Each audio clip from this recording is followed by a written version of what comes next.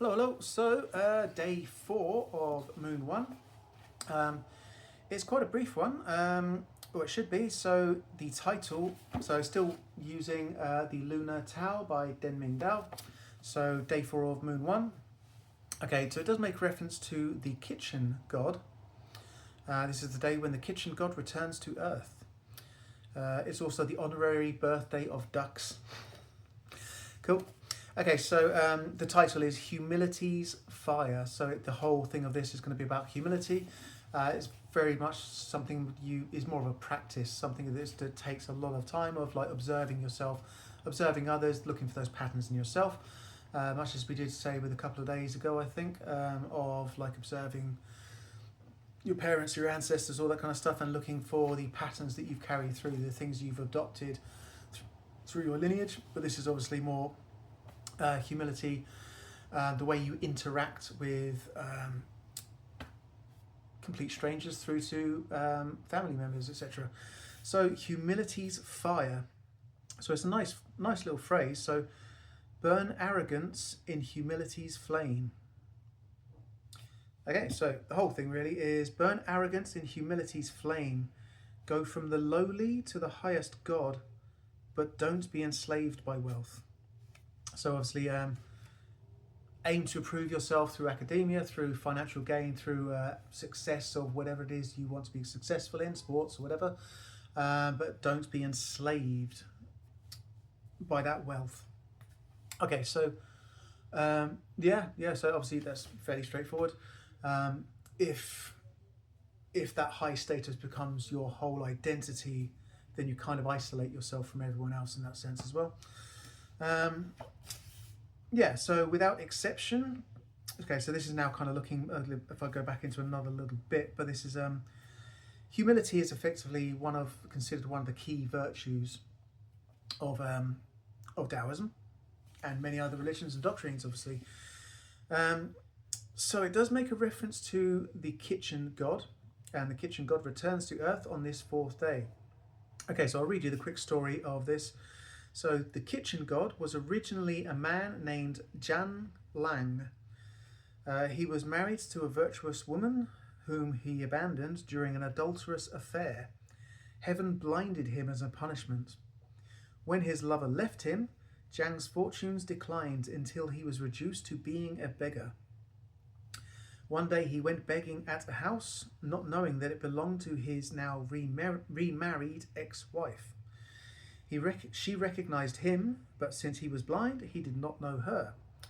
As she cooked him a meal, he described his folly. When she heard his remorse, she told him to open his eyes, and his vision was restored. However, he was so ashamed to see his wife that he threw himself into the hearth and burned to death. In pity, the Jade Emperor reunited the couple in the afterlife, deified them, and then gave them their kitchen duty. It's a nice story. Threw himself in the fire. There you go. So, yeah, that absolute shame as well. It's like so humility. Yeah. Okay, so looking at that effectively, obviously, so owning up and all that kind of stuff. So we're looking at ego effectively, obviously. So a nice little bit I kind of took out from a paragraph. Without exception, comeuppances follow. Although some seem not to suffer until the end, those who are truly lucky suffer mildly from their mistakes and learn early. Okay. Yes. We'll move quickly on to that. So it's being just that subject, being humility's fire. There was no practice in there. There was no meditation already in there. But humility is a practice in itself. It's really is looking at yourself, letting yourself be yourself and observing yourself through your actions, and also looking at the things about other people that trigger you, and then looking for those traits in yourself. Generally, it's always going to be like everything. You will, if you're trying to practice something in real time with someone throwing completely, obviously without, this is like in martial arts, it's the difference between drilling something and then actually sparring someone in real time. It's like doing some kind of drill that has mild to no contact, just so you can practice punch, drip, punch, block, move, all your little counters and routines, so that they become second nature, or innate to you, if they ideally. But then when you actually come down to an actual fight itself, yes, some of those might come out, but the actual experience isn't there. So you have to also practice lots of sparring and fighting and etc. competitions to get that experience, and further on from that. Okay, so as it's a practice, obviously don't hold yourself accountable for anything. You've literally just got to want to improve and really observe yourself, and not hold yourself to too much of a on too much of a guilt trip indefinitely. So practices for, I looked up, effectively just looked up online, found one website that said 15 ways of practicing humility. I took some of them out because some of them are a little bit repetitious. So apologizing, owning up, so realizing when you're wrong and obviously going and doing the right thing, apologizing, owning up, etc. Even if they don't accept it, you know. The need to be right all the time, that kind of cantankerous sort of outlook on life, is again, can put you in a lonely place. It's letting others speak. I think that's probably the one that kind of comes up for people a lot in that sense. Don't gossip, and accept your own flaws, and not only accept your own flaws, but don't judge yourself against other people's flaws, or hold other people accountable for their flaws or their mistakes. You know, it's we're all human. But yeah, so the letting others speak, I think, is one that can be misinterpreted as well, obviously. So a lot of the time it's people will get drunk, and then obviously they'll dominate the conversation, and it can be just because they are now in an environment where they feel they can be heard, so they need, or they've someone with depression, or someone who just generally doesn't leave the house, doesn't really have much interaction with other people. All of a sudden they go out, and then they're with friends, and then they're like, they drink loads, all the inhibitions go, and then it all just comes out.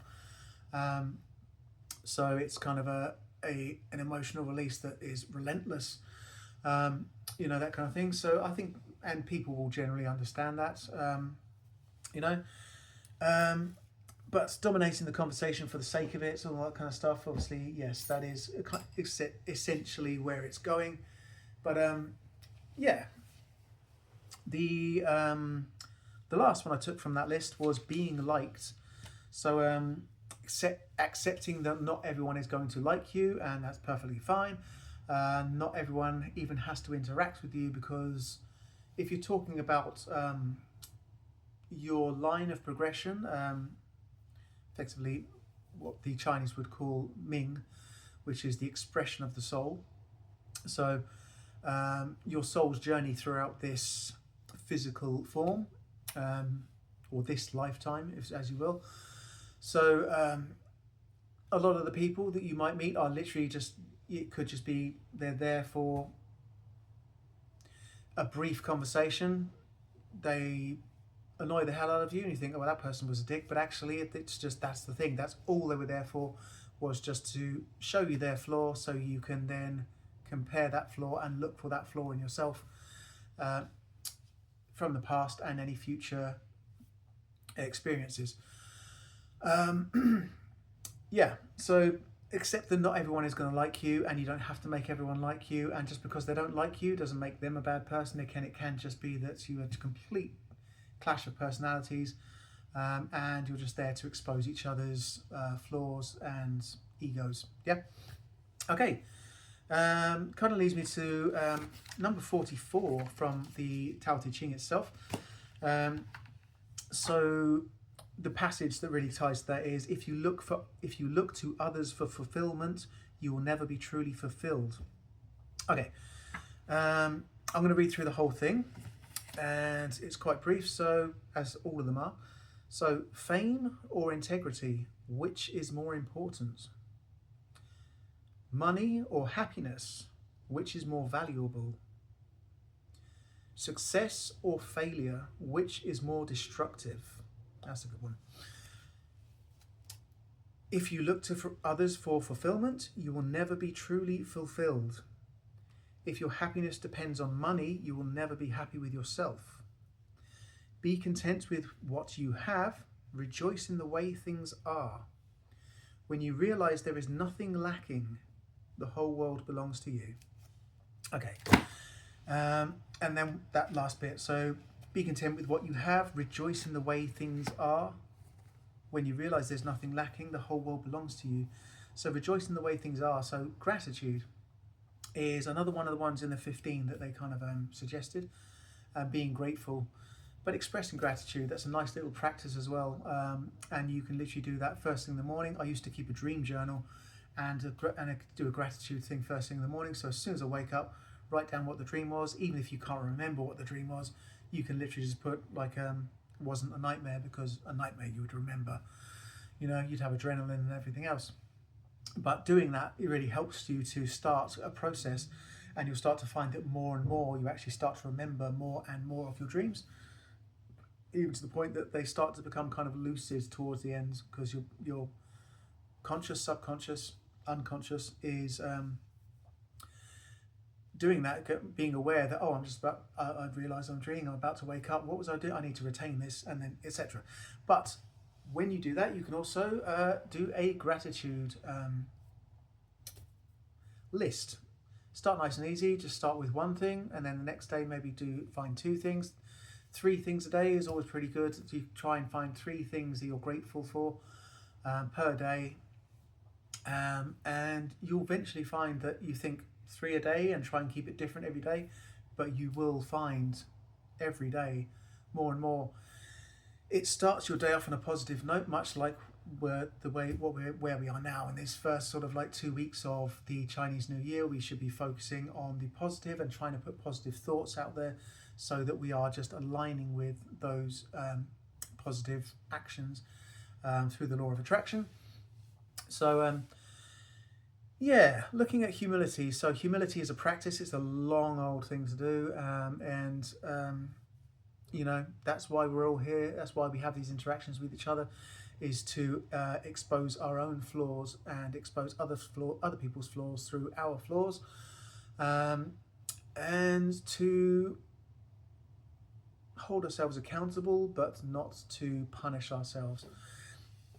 And yeah, practice gratitude is a really good one. I really should get back to it. Start a gratitude page first thing in the morning.